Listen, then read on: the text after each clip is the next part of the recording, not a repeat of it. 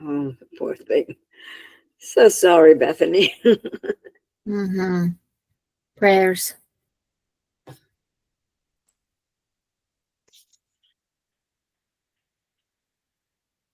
Tina, are you going to introduce me or shall I just start? Hold on a second.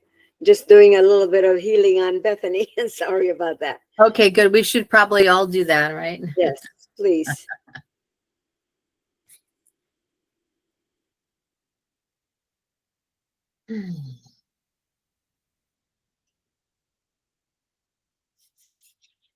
Thank you.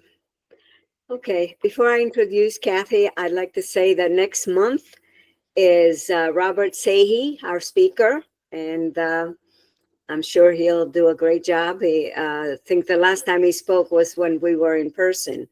And just like you, Kathy, you were very active with us when we were in person in Farmington. So we're looking forward to hearing your story today, and I'll give you as much time as you need. And also, if you could share something about your experience with the IANDS conference would be wonderful as well. So Yeah. Thank you, and begin anytime. Thank you, Tina. I'd be delighted to talk about the conference. So greetings, my fellow IAND people, or whatever you want to call yourselves. I had discovered that the experience that I'd had at age 6, I was just about to turn 6 years old, was at a Farmington meeting of 4 people. I was briefing Bethany on it, 4 people, because when you had to travel to the meeting, for us, it was an hour away.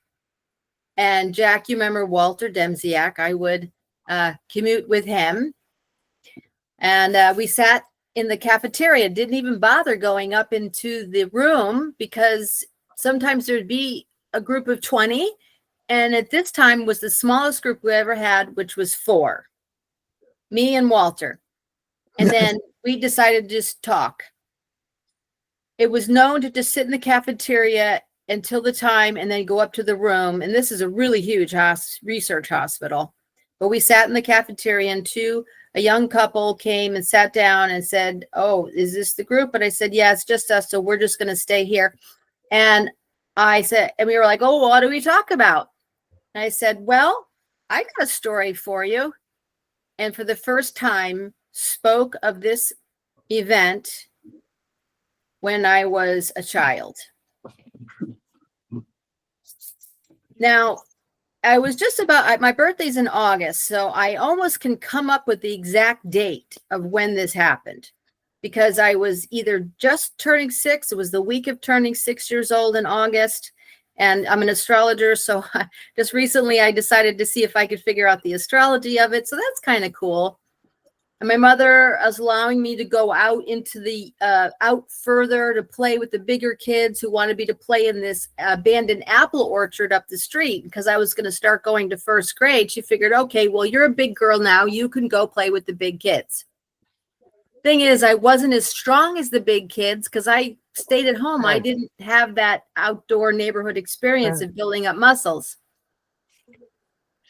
And they were climbing on a tree that had fallen over. And the best I could estimate is the tree was about a foot over my head, the bottom of the tree. And they were climbing up and going over this tree, running up and back and forth expertly. I did it once and I did good. I did it the second time and I'm standing up there like the king of the mountain. And no, there I go. I fall backwards off this tree, slamming into the ground on my back, getting the wind knocked out of me. And I just struggled to breathe. It looked like I was seizing. I just could not get a breath in. The 3rd attempt of getting that breath in, I just gave up. And when I gave up, and I say it's surrender, I started to travel into this dark space for, I don't know, I was just traveling and it was dark and I didn't know where I was going. And these 2 beings, very tall, lanky, skinny beings approached me quickly. One put his hand out and said, "Stop." And I'm looking up going, okay. He said, "Go back." And I said, I can't. Now, the two beings would turn to each other and communicate something I couldn't hear. And only one telepathically communicated with me. And I said, I can't. And he said, why not? And I said, I can't breathe. They looked at each other as if consulting. And the one turned back to me and said, we'll help you with that. I hesitated. And over the years, trying to process this NDE, I wonder if there was more information that was given to me that with some NDEers, they're shown things and then the memory is removed because they have to be convinced to go back. But they're not being given anything that would make them predetermine choices that they would make. So sometimes I wonder about this, if this happened, because I was in a neutral space. I wasn't fearful. I was curious about these beings. I didn't feel afraid at all, even though it was dark space. And I frankly probably didn't really want to go back because my life back on earth was hell. But I said, okay. And immediately I was back in my body. I could hear the kids around me. And the spirit, a spirit, not the children, was giving me a breath. My lungs were filling up. And when they were about halfway full, I took the breath on my own. And as this was happening, I'm starting to stir and my eyes were starting to flutter open. And I could hear the kids going, oh my, what do we do? What do we do? Do we get help? Is she dead? You know, these kinds of things that 5, 6, 7, 8-year-olds do. And Ricky, one of my neighbors, said, I'm going to go get help, and gets up to go find out. But I'm waking up and I get up and I'm looking at everybody speechless, normal Chatty Cathy. There was a doll named Chatty Cathy, and that's what I was, but I couldn't say anything. I didn't know. What was that? Who was that? What happened? I mean, just to get the wind knocked out of you without being able to know and not understand why you can't breathe, which is what happens when you get a really hard, when that happens and it's so hard, it actually your diaphragm gets paralyzed. And it took 40 years for me to learn that that's what happened. 40 years. So I get up. Ricky says, what happened? I was going to go get help. And I'm just shaking my head because I don't know. I couldn't even say that. And I went home to tell my mother, Mom, I fell out of a tree and really, darling. And I'm maybe a little dusty. You know, I wasn't injured. I was just really baffled. I knew that given a 6-year-old that I was with a great imagination, and I could reason that even at 6 years old, you know, where I went could be my imagination. But I knew as I'm going home that breath was not my breath. That was given to me outside of my body. And I knew I would take that into the rest of my life, always wondering what that was. Now, this happened in 1964. No children would know how to do respiratory resuscitation. And I would have felt the lips on my mouth. It was just straight air being given to me by the spirit. This situation was complicated by the fact that my mother had paranoid schizophrenia and spent her days talking to a couple of, I'll just call them beings, because when she was in a mental institution, she said that these beings entered her, named Charles, who was her companion, and Elizabeth, who was to help her raise her children, which there were 5 at the time. I don't really know what they were, but she spoke to them all day long, laughing and having a good time and trying to cope with 5 children alone. But I also knew there were times when she was institutionalized that in the 1950s, the horrible treatment of mentally ill people, especially the ones that were psychotic, was torture. So for me to talk about an experience that the transition, because the conference this year was about how did this transform your life, I had to really look at the transformation that happened. I didn't have anything to look back on. I was probably just some willful, bratty kid trying to get her way all the time. And I kind of felt like after that experience, I became much more introspective, trying to figure out what that was. But I couldn't explain it. And as I got older and it started to form, and then I would have these psychic experiences and knowings, and it developed. It developed in spite of me not knowing what it was. And there was questions in my mind that, is that what my mother's going through? And is this place that I went the same place where she goes? You know, there was, when you have a psychotic mother who's living somewhere in La La Land, and you kind of think you went to La La Land, you're thinking maybe that's the beginning of mental illness. So I did not speak about it until that meeting in IANDS when I was just after, I think I was 42. So that would make me, it was about 40 years before I talked about it. Now, when that young man told me that that was an NDE, and I had been going to meetings, an ex-boyfriend had brought me to the meetings starting in California in Berkeley. And when I came back here, I continued when I found the group up there in Farmington. It was a really fascinating journey. And when this man told me that what I had was an NDE and mentioned Atwater, I started having to reframe everything that I could remember going back into my childhood. That helped me validate that all those experiences, my telepathy was powerful. It's still powerful. It's the most powerful psychic ability I have. And those conversations I was having with my mentors and my detractors and the people I worked with were real. That I could actually understand other people's unconscious minds, whether they could or not. And that was a really powerful ability to have when you're a child and a teenager. It was just beyond what I could handle. So I had to suppress it. But it was always there, just in the unconscious. So when I learned about IANDS and having an NDE, it gave me a way of figuring it out.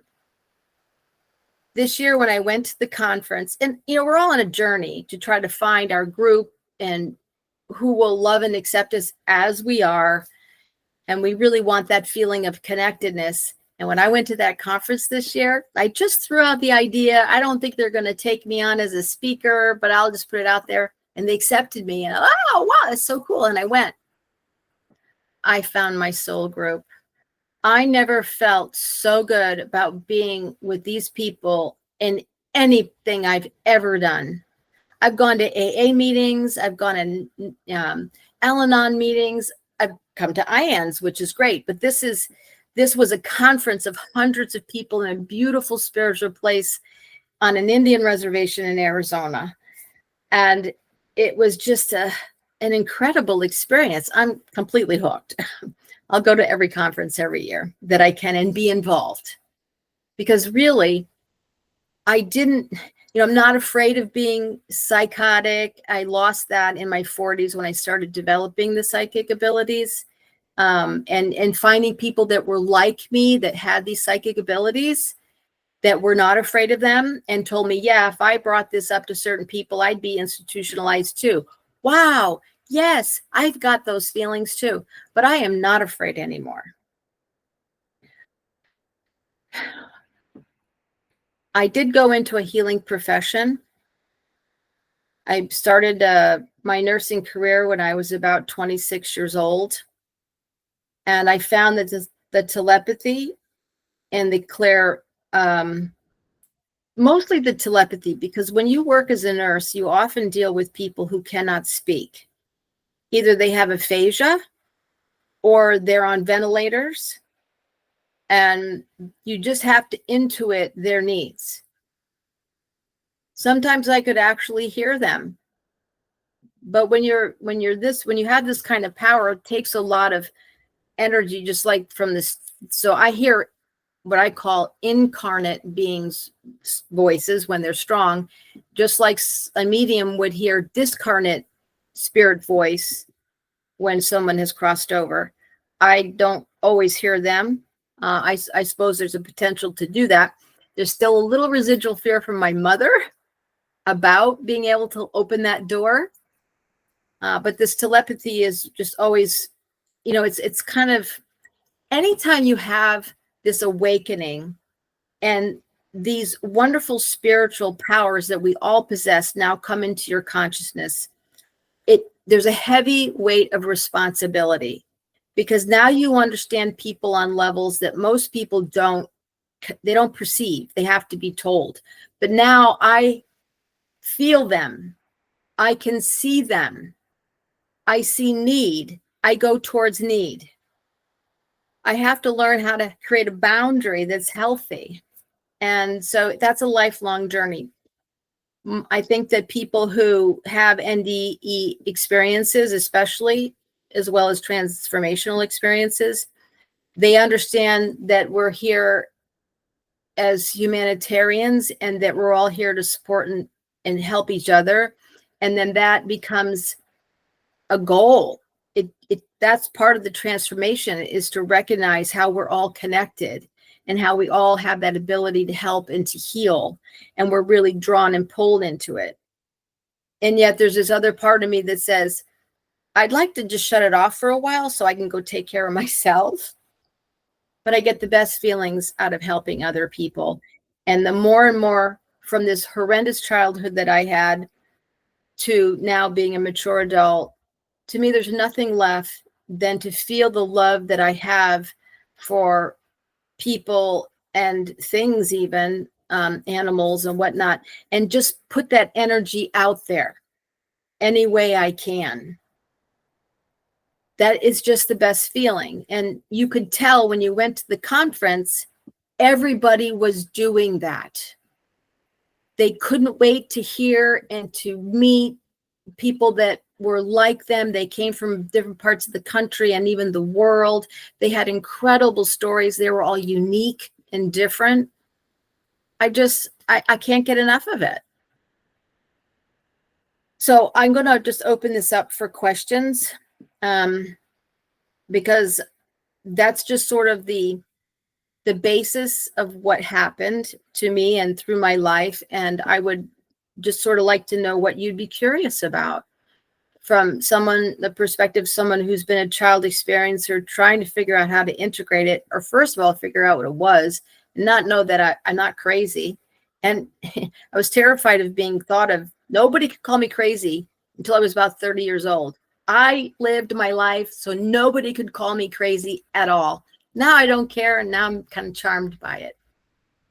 So I have a lot of confidence now, thanks to IANDS, thanks to people like you who keep this going and give us a place to get validated and connect. It's priceless. So for any of you who have questions, please bring them on. I'm very curious about what you want to know. Thank you, Kathy. That's a good job. So any questions? Okay, Jack, you're first. Yes, hi, Kathy. I Hi, Jack. vaguely recall that time in the cafeteria when we were meeting, and the group was just starting to gel. Anyway, Yeah. And I wanted to ask, could you describe a little bit more about what the environment was when you crossed over to the other side and you met these two beings? And could you tell me could you describe what the beings were like? Were they male, female? Were they young, old? Were they enclosed? Did they have faces or what? Okay. Yeah, great, Jack. I think of them as, if you know anything about Edward Gorey, he was an artist who used to do art for PBS. There was a PBS show, and they were very tall, lanky. I believe they were wearing brown robes, almost like monk robes. They were definitely male. One spoke, one didn't. And I went into the dark space. And this young man who told me that was an NDE, he says, "What do you call that space?" And I said, "Well, I just call it the black." And he says, "What do you call those beings?" And I don't know. I don't know if I really had a name for them, but they were harmless. And you know what's really interesting about that is it seems like every man, and given I had a male family and they weren't always nice to me, every man that I really loved was tall and lanky. That, and I was really drawn to these people with this physique, and who were also telepathic for sure. They just pulled me right in. A very advanced type of beings. I don't know. I think he asked me the man at the meeting said, what do you think they were there for? And I called them the keepers of the dark. Okay. This was, this is from other IANDS meetings that I had gone to, is that there are many dimensions that we pass through. And I never thought of that as an NDE because I didn't go to the light. I didn't get that far. They stopped me before I got any further than so I think that your first dimension is when you leave the body and you still can see the earth and you're in the earth. And then you go to another dimension, which I think is this black space. And then you go to another dimension and it's the black space with the little twinkling lights and so on until you get to the tunnel. There's a few of them. So I got into maybe the second dimension or whatever. And I didn't get that far. That's kind of how I explain it. So there's these different dimensions and you can go as far. And some people, as we know, they've gone just before heaven opened their doors and said, "Come on in." I just didn't get that far. But did they have facial features? Nose, eyes, mouth? They did, but they were shadowy. I mean, they showed me just enough to make them look human or humanoid. So I think I wouldn't be afraid. I was a 6-year-old child. So they were very human-like. And because I was in a dark space, it's almost like being in a dark room with just a candle. Okay. So all the details are not there. Nice description. The light is very dim. Yeah. Yeah. Oh, very nice. Well, you might be interested in actually, perhaps Tina might mention her experience with the 7 entities with brown robes. 9, Jill. And sorry. Yeah. Started. Yeah. Wow. Okay. Great. That's Tina, right? Tina has that? Okay, cool. Definitely. Yeah. There were 9 entities and they were wearing dark brown robes and they didn't have any features. All I could see under the face was made out of this incredible white, loving light. Mm-hmm. Yeah, there was no light. Just enough for them to be, let's say, reminiscent of a human form, but just enough for me as a child to not be afraid, I think. We need that as humans when we're making a transition. We don't want to be, well, I guess we could be greeted by some cartoon character, but I don't know. We need familiarity. We are as humans, we look for people that look like us first. We trust them first because they have our experience. And then we go beyond that. If we're bold enough to look at people who are different and then saying, "Oh, you're just like me." So when you cross over, you're gonna be greeted by things that bring you comfort. I believe they bring you comfort. They're familiar to you, so you're not scared. Depending on where you're going, because not everybody has a positive experience. Kathy, do you remember if the communication was more like mental telepathically? Oh, yes, absolutely. I was completely out of body. When I look back on the experience, I see myself I see the scene with me, just sort of viewing it. But obviously I was just pure consciousness, pure Very good. 6-year-old consciousness. Thank you. Any other questions? Okay, Peter first and then Glenn. Hi, hi, Kathy. Thank you for speaking. I was curious. I understand that you're work in a hospice, and I was wondering if you've been able to use your telepathic abilities to help people transition. And I don't know if you're able to like have a shared near-death experience when they transition or not. Yes, I worked as a nurse. I work in hospice, but I'm not always at the bedside when a person is transitioning. And I get, lots of stories I can tell you. But when I was a nurse, I did have a really profound experience with a woman and her family. Because a lot of times what I would be is the person who would answer the questions of family members who saying they want to die. What do we do?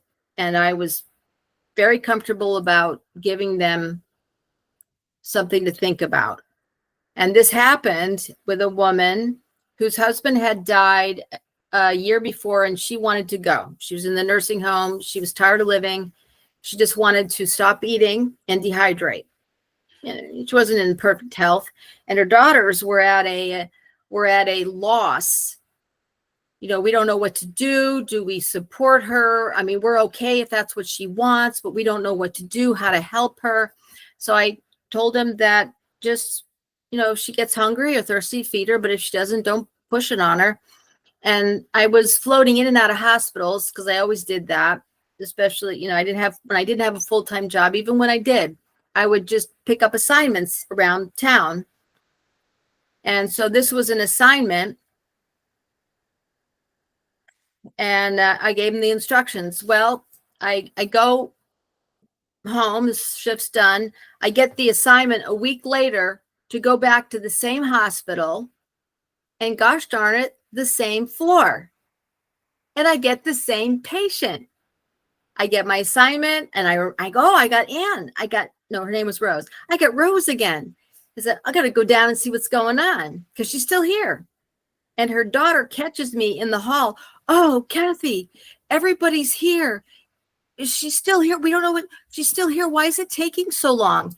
And I thought, okay. So I go in the room and I see she's got family members sitting there and her 2 daughters, one's on each side. And I just go over and I grab her leg and I telepathically saying to her, Rose, it's time to let go. And this is telepathic, mind you, okay? And the daughter who's sitting over there at her side goes, no, Mom. And then she catches herself and says, it's okay, Mom. I mean, it brings tears to my eyes when I think about this because her daughter was hanging onto her and didn't know it until I said, you have to go. And the daughter realized she was the one who was holding her to the earth because she's a mom. She's taking care of her daughters. Oh my God. Well, it doesn't end there. I go and I don't know. I go back. They don't want me to have the assignment. So they switch my assignment for some reason. This is what's weird about death and dying, especially in hospitals. It's just baffling. They give me another assignment. I don't think they were happy about me giving death instructions to the family. And I go to another assignment and I find out 20 minutes later, they pronounced her. But while I am outside about, 40 minutes later, I'm sitting outside. And at the time I did smoke. I'm smoking a cigarette and here she comes.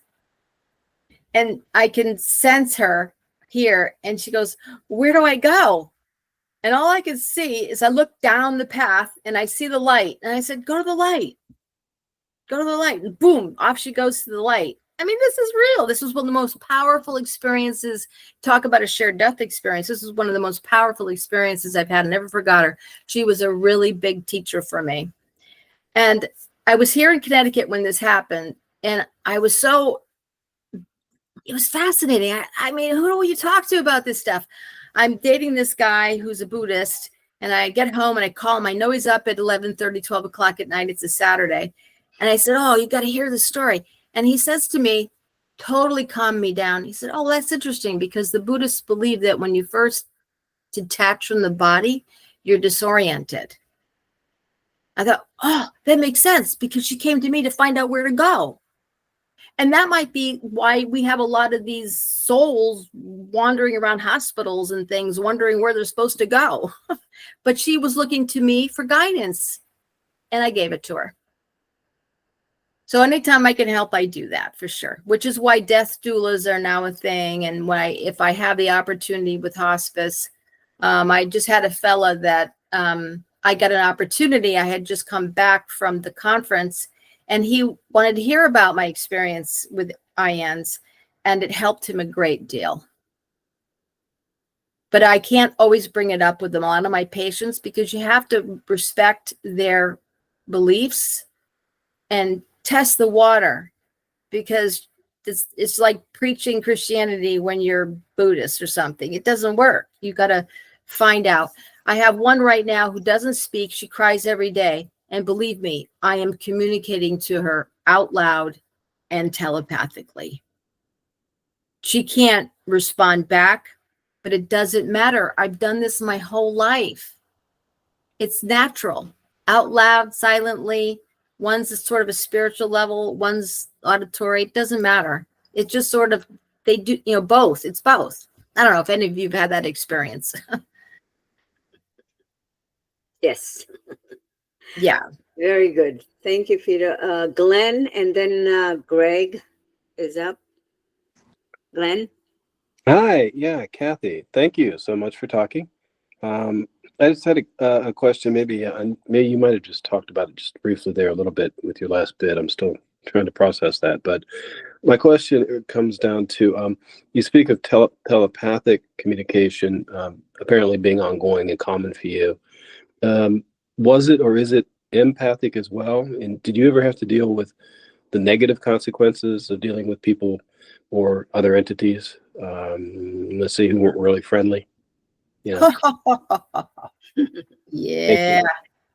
Well, not too many, thank God. I feel that, I think some of us we have our guardian angels. We have beings around that protect us. And I've been fortunate to have that. I did have one experience where I had a roommate, a male, who brought a very young prostitute to the house, and brought her to the house because she wanted to be a nurse and I was a nurse.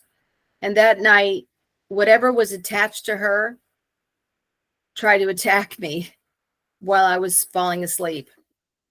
And I recognized how it was terrifying. And I just said, get away. And apparently that works. So anytime I feel that there's negative energy around me, I just say, get away, or there's some natural process I've developed from being a child and learning how to do this stuff. Just don't go in those directions. Sometimes people are just toxic. That's really tough. But if it's a being, it's almost as if I have more clout. I don't know. Yeah, this being was pretty bad. And I had to tell him, I said, she is around really negative energy. She lived in, she was poor and lived in, a ghetto and all this. I said, she's in a really bad situation. She needs to get out of there because she's got bad stuff around her. And that's how I had to explain it. That being was just evil that was attached to her. And she was the sweetest young woman. At the time, I wouldn't have known how to guide that or take care of that situation any better because I was just trying to figure it out myself. But I knew it was real. I knew that was real. It was just part of my everyday life to have these kinds of encounters, not the bad stuff, but with people. Yeah, they look for vulnerability as far as the entities that have not gone to the light yet. You see a lot of them in bars. Yeah. Wow. Okay, thank you very much. I appreciate that. Okay, Greg and then Patrick. Greg? Tina, you mean tag teaming off of you? You mean like you get the a lot of leftover spirits that haven't moved on you find in bars? Those that are afraid to go to the light, that's been my experiences with people that I know and also clients. They hang in bars because there's more vulnerable people that drink normally are vulnerable. They try to cover it with alcohol, and so that's been my experience with people that I know. Okay. The reason why, thank you. Yeah, no, I agree. The reason why I raised my hand, Kathy, was regarding telepathy. I've heard that too, that we all are telepathic, and I've heard many things about that. Some of it is if we're just thinking of somebody, when we're thinking dialogue, and this is dangerous because it could be like if I'm angry, I'd be like, oh, I can't believe you know how like you play that argument in your head over and over again. Oh, I should have told the person off, and I should have said this, and someone told me that you're actually telepathically communicating with them. I don't know how true that is. But the other thing is, oh wow, okay. I'm sorry, background in my house. And well, the other part of it is then there's, I guess, how hard is it? Like, is it just intentional? Like, you can intentionally like communicate with somebody a message, and what's it like for the receiver who doesn't know they're being communicated? Do people willingly like accept the messages, or do they like not like, like I'm not conscious of anybody who's communicating with me right now. I gotta say, I mean, I haven't had an NDE, and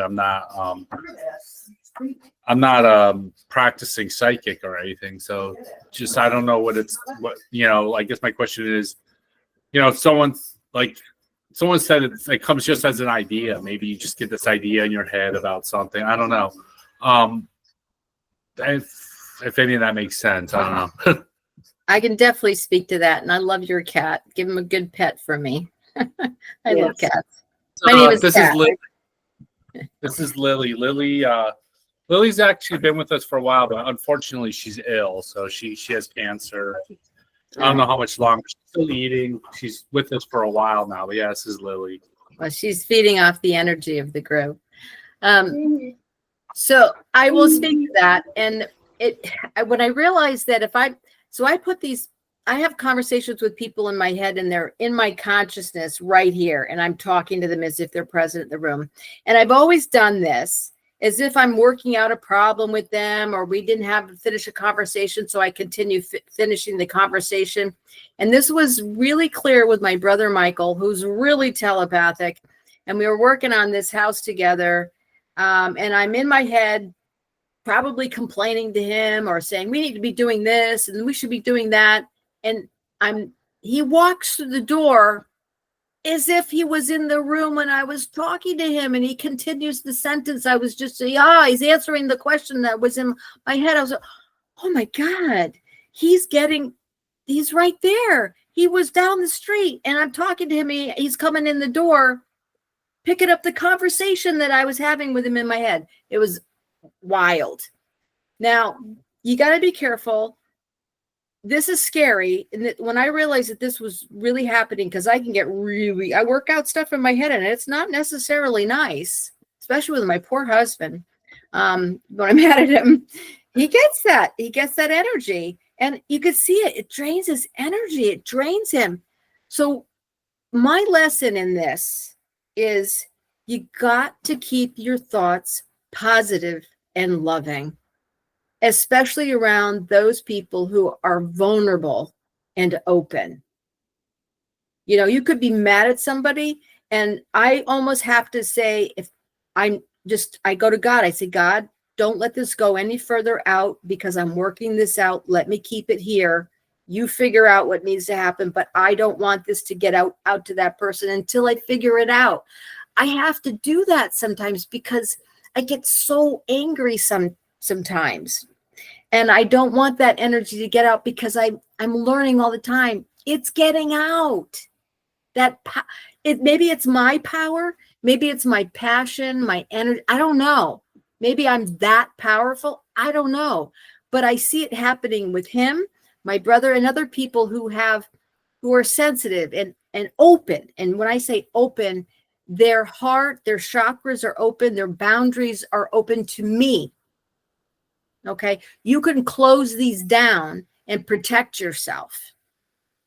Okay. If you're feeling negative energy coming in, you've got to create that boundary, close down those chakras and say, if you're feeling that negativity coming your way, what if it's going the other way? You know, because I don't want that. It's bad karma as for me, as far as I'm concerned. So I literally have to ask my guides and say, please just let me work this out before anything goes out. I almost have to make a conscious decision when I'm really fuming about something that happened. Because it's just what I have this. It's my life. I have to work it out. I'm not this peaceful, tranquil person who just takes things in stride. No, I get pissed off.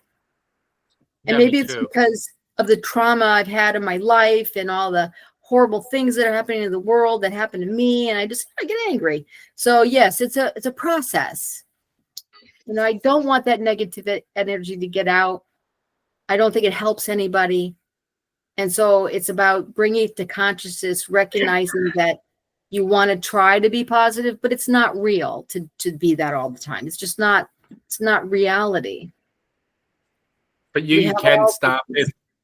But you can stop it from transmitting. So if I'm like, oh my God, a person at work really upset me today, and you're sitting there in the shower and you're replaying that thing, and like you just replaying that conversation, like, but you're adding your own little thing to them.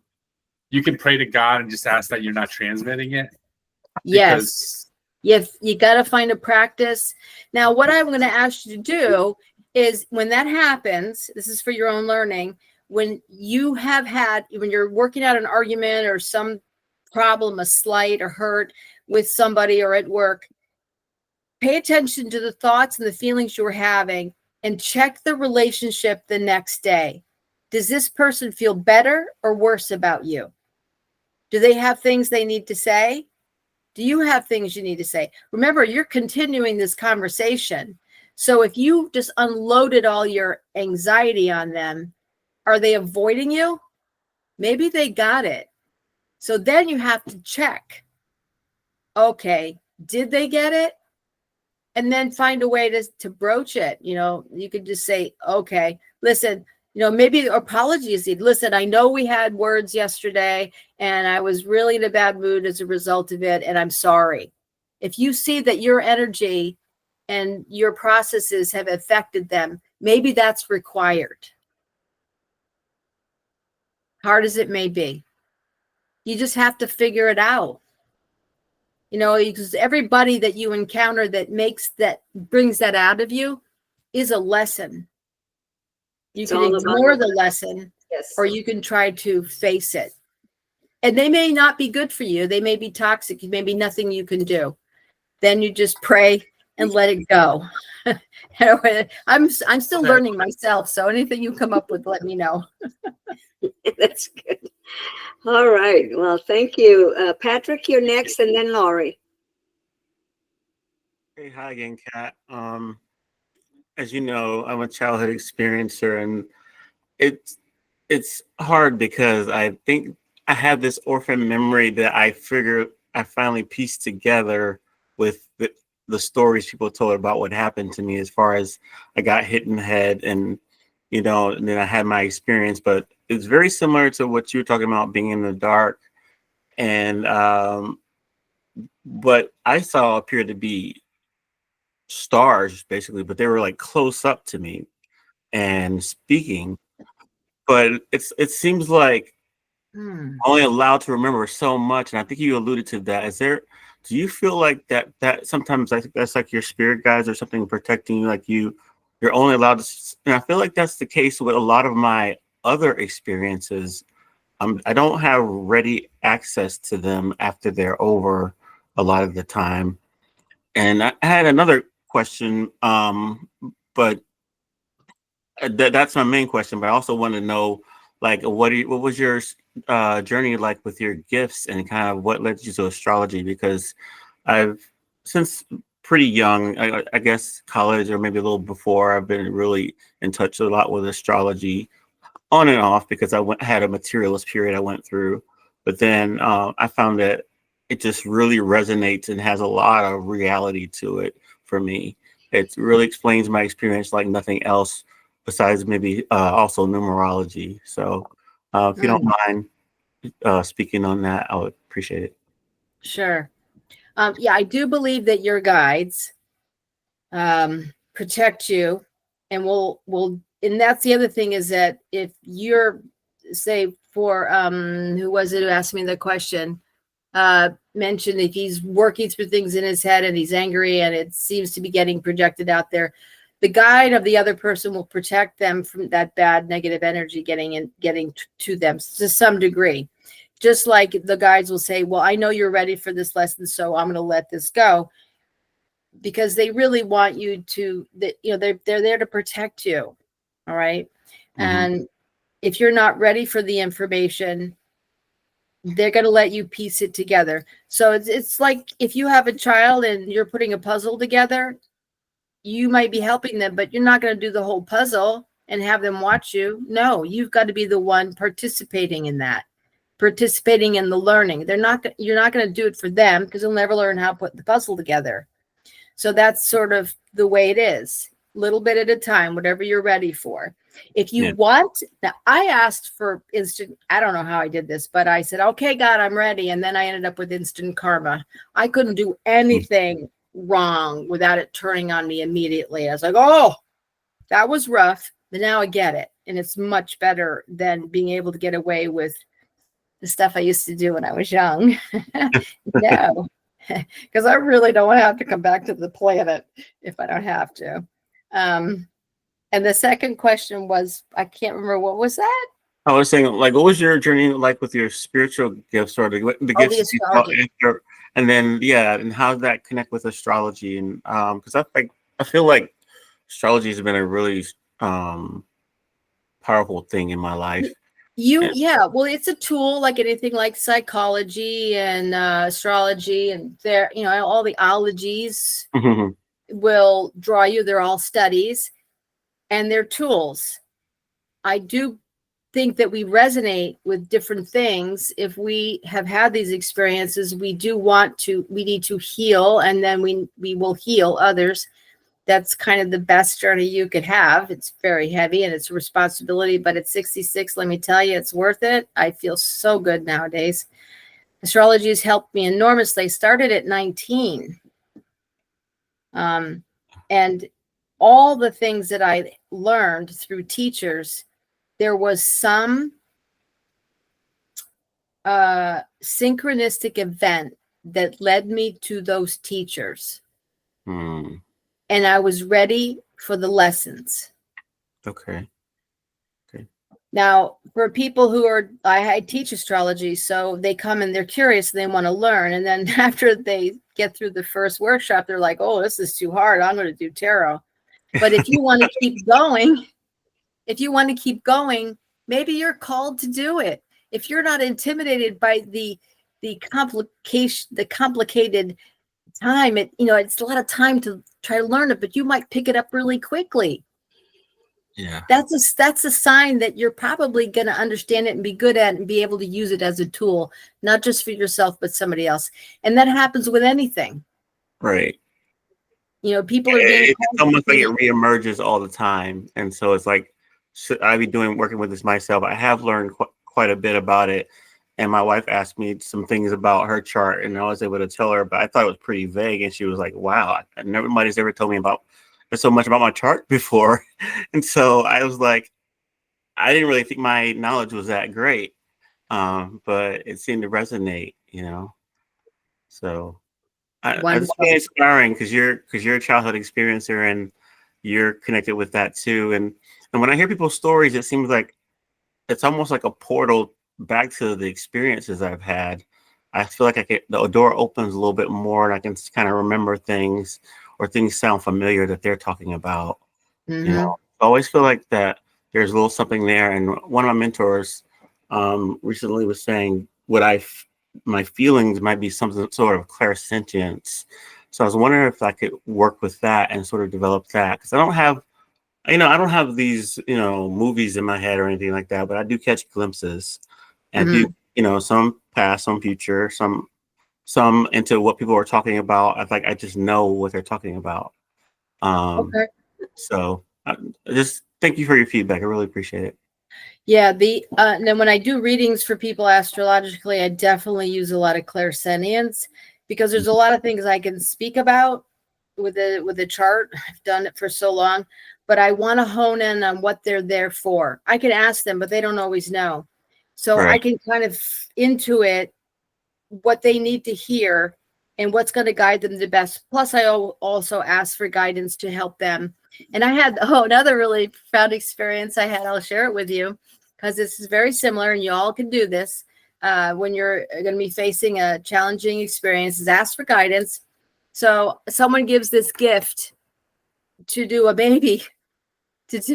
They want an astrologer to read a baby's chart, and I thought they gave it as a gift. I thought, oh my God, I gotta do a baby's chart for parents. That was scary. So I'd asked for guidance as I started to look at this chart, and I see there's something really tricky, and it's something that's tricky. And I thought, oh, I got to tell the parents, but I don't know what. This is a baby. You don't want to give them these expectations. This is heavy. Right. Well, finally, they had all these problems, COVID and everything. And it almost took them 6-8 months to get this appointment with me. And he shows up at the place we're supposed to meet 2 hours early. And I thought I was wrong, but he was wrong. And it coincides with the medium that it had just finished reading at this place. And they had their boy with them. And she's calling Mary and like, oh, she's not here, and I don't know what to do. And you're coming in to read, and he's here. So we have to figure out a different place.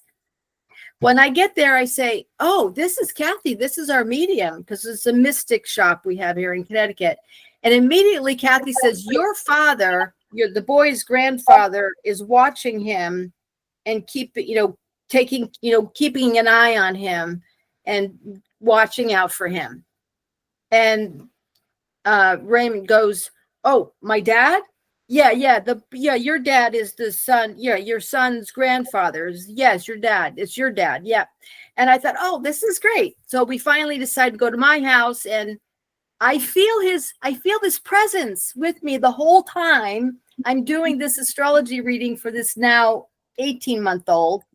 And I want to say, there's a problem with communication, and well, you might want to try this. And I want to say a little more. And he's saying, nope, he's holding me back like a restraint. This was like, I could feel this. And I can hear the mom saying, what's wrong, huh? And I'm trying not even to shake my head, because he won't let me. I had to look back on this. The grandfather orchestrated meeting the medium, coming to my house, guiding me through the reading, and so on and so forth. I'd asked for that. Be careful what you ask for. It took me months to process that. And I realized, because I had asked for the guidance 6 to 8 months before then, I didn't realize I called him in. He was the one who was going to guide his grandchild. Wow. Mind-blowing.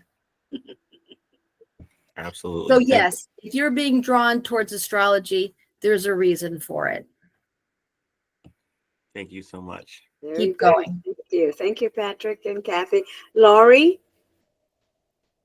Hi, Kathy. I am happy to be here tonight. I'm struggling with some health issues, but I'm so happy I could make the meeting tonight because I've missed so many.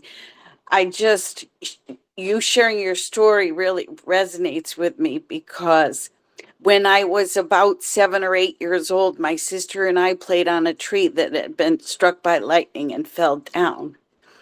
And one day we decided to bring my mother out to the field to show her how we would swing on this tree. And I went to swing on the branch. I had to jump about a foot to catch it. and my hand slipped and I fell and I landed on a large part of the tree trunk on the ground, and the wind was knocked out of me, and it was sheer terror.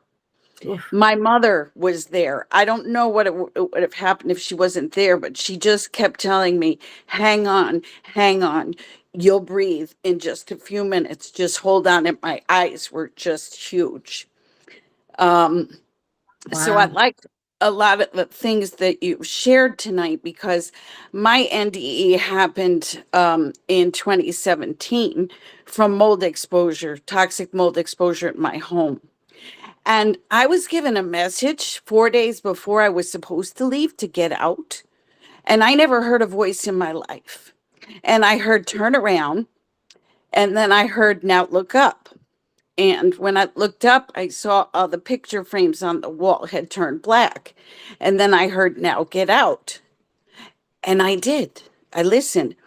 But it reminded me, because I'm a chatty Cathy, or whatever you want to call. I used to be talking to my mother and she'd want to put my hair up and she'd say, turn around. And then she'd say, now look up. So she could put my hair up in a ponytail. So I heard the exact same thing, words my mother said to me 1,000 times. Turn around. I was pushed to turn around. Now look up. Saw all the picture frames had turned black from the moisture in the house. My jaw dropped. Now get out. And I did. But I still had an NDE after that because I went to a place that was worse. But I do have gifts. I do feel spirits. I have felt God, Jesus, Mother Mary. And I also, there was a ghost in a house we lived in when I was 6, and it was a bat ghost. And the whole family had experiences. I walked through it and I knew it was bad. I try not to talk about this because he tries to come here, and I protect myself with the armor of God. I put up the pyramid of love and light, and I say, you are not allowed here. Go to the light. So I can feel both positive and negative energies. And some of the more fun things that happen, I don't do anything with this. I enjoy it. It still happens often. I was listening to the story of how Mary had Jesus recently, and all of a sudden her arms were wrapped around me. And what happens is I get covered in goosebumps. But some of the more fun ones were like, I was driving in my car and I was listening to a song that I used to really like, Tom Petty, and he had died. And I was at one of his last concerts, and I thought to myself, he was really rocking in that song with his guitar. Well, next thing I know, Tom Petty's sitting in the car next to me, and he taps me on the shoulder and he says, yeah, I was. Oh, And so strange things, like when Tina Turner passed away, I was listening to a video of Tina Turner singing Rolling on a River. Well, she didn't just come here. She jumped inside me and was singing Rolling on a River. I wow. can't sing a note, but it was her singing through me. So I've also felt other people like Dr. Peebles. He was a man who lived to be 100-year-old, and there are people who can channel him. So I find this gift interesting, but because I know there's dark energy, I'm afraid to do anything with it. And if I do feel dark energies, I just tell them to go to the light. And I think it's wonderful what you've done to help people with your astrology and being a hospice nurse. And it's nice to know that you're here in Connecticut. And thank you so much for sharing your story. Oh, thank you, Lori. That's amazing that we've had similar experiences and you would show up tonight to hear this story. My mother had 5 children alone. Wow. And so did mine. Yeah. Yeah. So Wow. very, very much similar stories. Were you raised in Connecticut? Massachusetts with her. Oh, we went back and forth to Massachusetts. Massachusetts is where the ghost was. So Yeah. Yeah. I think when you have these, Tina she's a really good teacher and a great person to consult when it comes to, because she's been doing this since she was a child. If you are being bothered by malevolent energies, I'm sure she has tools that can help you when they're bothering you and how to get rid of them. Because nobody wants that bothering you. They can be really a nuisance. But most of the beings that if I encounter, for some reason, because I worked in hospitals, I'd bring home attachments. You know, there's just a lot of tools you have to learn if you're this kind of sensitive. And you have to first accept that you have the abilities, bring them into consciousness, and then learn the tools so they're most useful to you and the people you're supposed to serve. Thank you. Yeah, the other thing Tina taught me, and that's how I started feeling the spirits, was I walked her labyrinth and she said, all you have to do is ask, Lori. So I do. When I need help, I ask now. I say, I'm calling all angels. When I was sick and dying from mold, I'm calling all angels. Well, I was in the labyrinth, and on the way around where I was opening up to the good things, the first half I was letting go of all that trauma from what had happened to me, because I was sick for a very long time. And then I came around the other side of her labyrinth, and I thought, Tina said, all you have to do is ask. So I said, all right, I would like all my guides and angels and Jesus and God to come walk with me. And that's when my whole body lit up with goosebumps, and I felt like they were there with me. So it's true. All you have to do is ask, and there are protections as well. Thank you so much, Kathy. Oh, you're so very welcome. I'm glad you're still here to tell your stories. Thank you, Thank Laura. you. Fill your people that you love with the light and the love that you have inside of you. Yeah. Thank you, Kathy. Any other questions or comments? Kathy. Hi, Kathy. Hello. First of all, can you show your book? Oh, well, yes, I can. But I've been looking forward to your talk, Kathy, because What is the name of it? We can't really see it clearly. Miracle of Hospice. Yeah. Okay. The personal. It's blurry. Business. Yeah. Yeah, it is. Yeah. So I had my near-death experience at age 5, and it kind of shaped my life as a hospice nurse. So I've been really looking forward to hearing your story. And unfortunately, I was double committed tonight, so I missed the very beginning. But and also have mental illness in my family, so I just felt like we had a lot in common. So I was really excited to hear what you had to say, and wish I'd seen the beginning. But well, if you I don't know if you could, I think we should talk, because I'm kind of thinking that when you're dealing with the mental health, because listen, I had a brother that committed suicide. I have a brother, my mother was paranoid schizophrenic. I have a brother that's paranoid schizophrenic. One has I think it's either autism and then another brother has borderline and this kind of thing. So there's just rampant in the family. But I think because of this NDE, was able to kind of reshape and transform a lot of this stuff potential. And yet I think that whatever they were born with that was confusing and made them crazy, I said, no, I'm not crazy. I'm psychic, or I can do this with it. I don't have to do that with it. I can do this with it, as if it was a choice. And it really came down to, am I eating the right foods? Am I sleeping enough? Do I take drugs? And if I do, what are they doing to me? They're not doing anything good. I can't, I'm too sensitive. But if you keep going, doing the wrong things, the wrong choices, your brain's going to be really messed up. And so it really had to do with, as being a nurse, knowing that you have a body, it's a vehicle.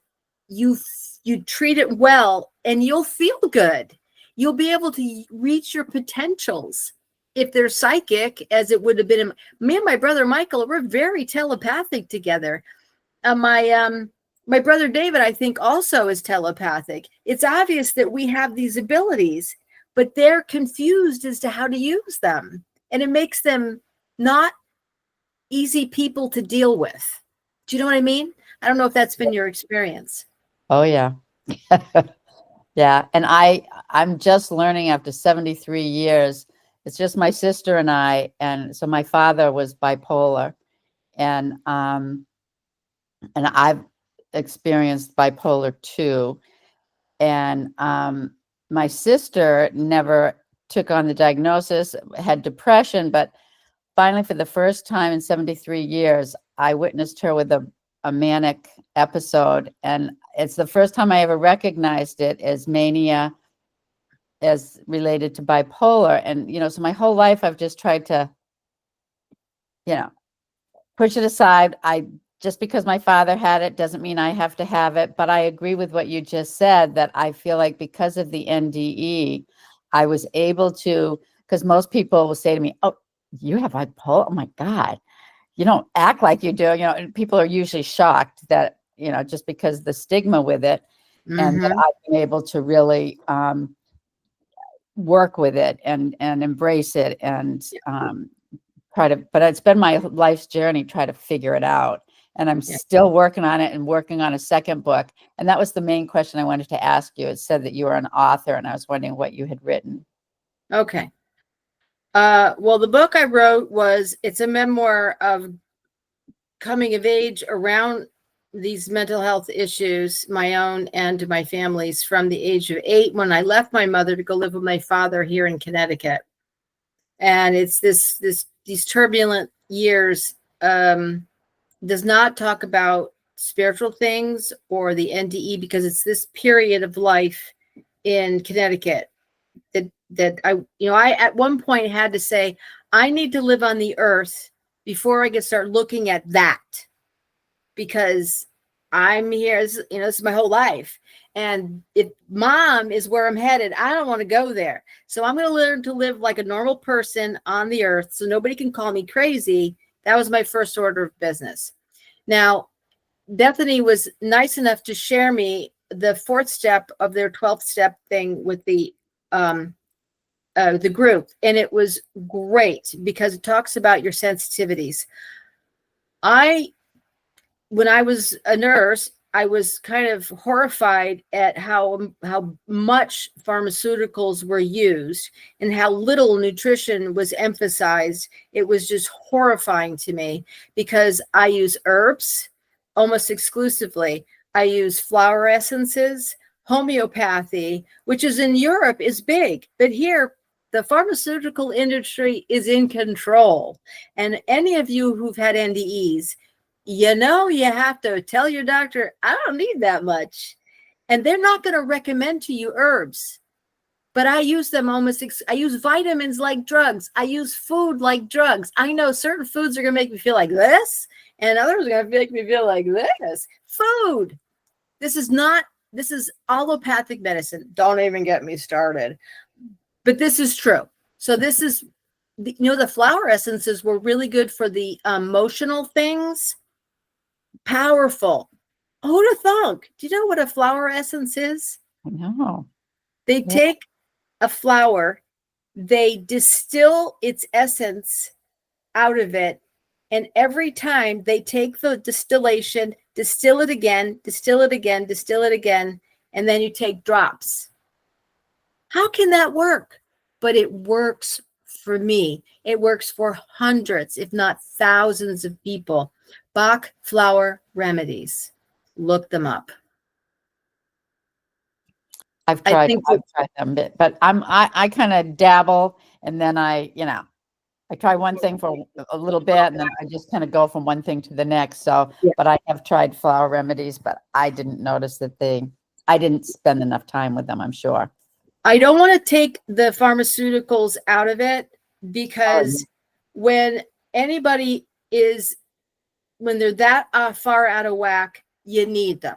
Right. I don't want to say they're valuable, because I do with ADD take a little bit of medication, especially now that I'm older. I find it very hard to go without them. And they really help me a lot, especially with the seasonal affective disorder. It helps with that. So I'm not going to poo-poo that. Maybe you don't need as much. It's something you have to take.